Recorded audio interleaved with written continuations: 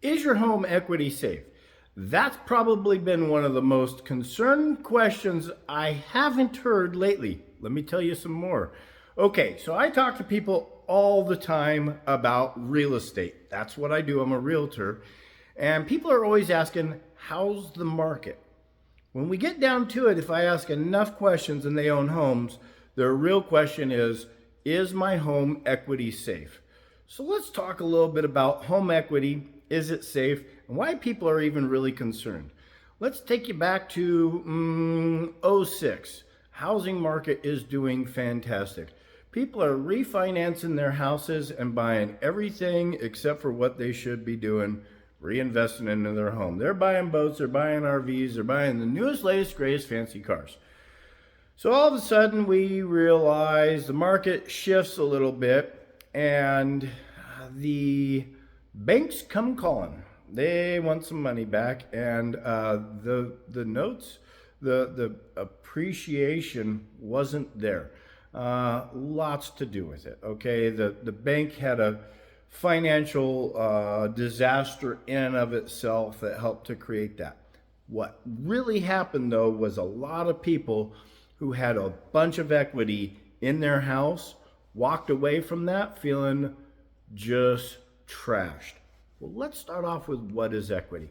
You buy your house for $100,000, you live in it for 20 years, now it's worth $200,000. You have $100,000 in equity. That means money that's sitting there. The house is worth $200,000, but you built up some equity. So what a lot of people were doing was borrowing against that equity to go buy the RVs and everything else. That didn't work out for them. So now we are sitting here in 2009. You can't get a house for refinance to save your bing bang, and the values, everybody's upside down.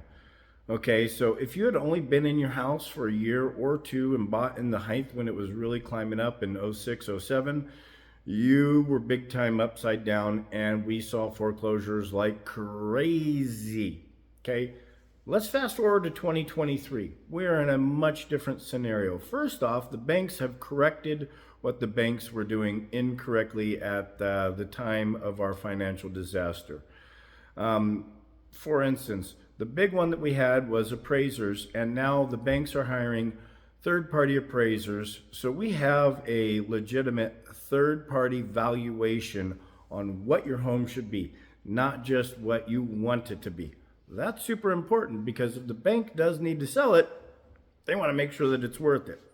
Also, you need to know if you've got equity in there. Okay, so something else that could definitely challenge equity is the market and the market conditions. If you bought that $100,000 house and you sat on it for 20 years and now it's worth $200,000, but the market takes a drastic dip and that money goes away, say your house goes back down to a $100,000 valuation, your equity is gone. You can't loan on it to go get another rental, anything like that. Right now, our market is holding strong. We have been in a seller's market for a very long time. Do not fool yourself. This has been a long run sitting in a seller's market. However, a couple factors that we're looking at that tell us that we're going to have a boring and steady year this year is mortgage rates. We know that last year the mortgage rates went up over 8%, and that drastically affected our inventory.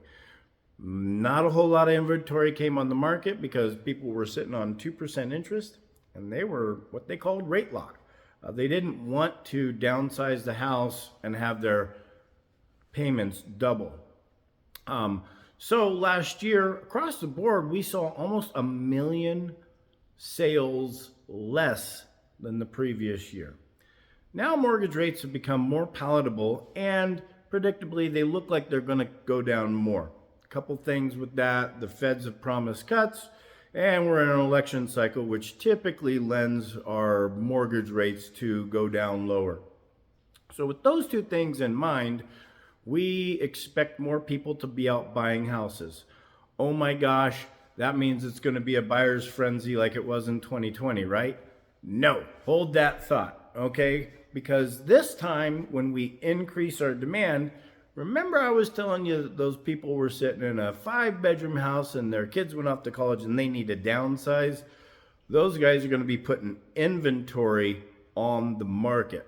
So while we will get increased demand, we're also going to get increased inventory. Not quite as much, so we should see about 5% appreciation over the calendar year of 2024. There's variances if you're in vacant land or commercial, that's a little bit different. But right now, if you're a homeowner in Kootenai or Bonner County, North Idaho, and you have some equity in your house, you should feel good that that equity is safe. Now, the question that I'm starting to ask people is, what's going to happen in 2025? Well, we're only at February of 2024, so it may be a little bit too early to put that video out, but stay tuned. If you've watched this video this long, smash the subscribe button, hit the like, let me know that you like this because I'm bringing out more content like this every month. And 2025 is right around the corner. Stay tuned for that market analysis. BK knows the way.